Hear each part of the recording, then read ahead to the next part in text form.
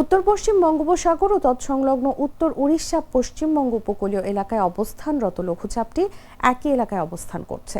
এটি আরও ঘনীভূত হতে পারে। এর প্রভাবে সমুদ্র বন্দরসমূহ উত্তর বঙ্গোপসাগর ও তৎসংলগ্ন বাংলাদেশের উপকূলীয় এলাকার উপর দিয়ে ঝোড়ো হাওয়া বয়ে যেতে পারে। চট্টগ্রাম, কক্সবাজার, মোংলা ও পায়রা সমুদ্র বন্দরসমূহকে ৩ নম্বর স্থানীয় সতর্ক সংকেত দেখিয়ে যেতে বলা হয়েছে। বৃহস্পতিবার আবহাওয়া অধিদপ্তরের সতর্ক বার্তায় এ তথ্য জানানো হয়েছে। এছাড়া উত্তর বঙ্গোপসাগরে অবস্থানরত মাছ ধরার নৌকা ও ট্রলার সমূহকে উপকূলের কাছাকাছি থেকে সাবধানে চলাচল করতে বলা হয়েছে। এর আগে গতকাল ১৫ জুলাই উত্তর পশ্চিম বঙ্গোপসাগর ও তৎসংলগ্ন উত্তর উড়িষ্যা পশ্চিমবঙ্গ উপকূলীয় এলাকায় এ লঘুচাপ সৃষ্টি হয়। এরপর দেশের সব সমুদ্র বন্দরে ৩ নম্বর সতর্ক সংকেত দেখাতে বলে আবহাওয়া অধিদপ্তর।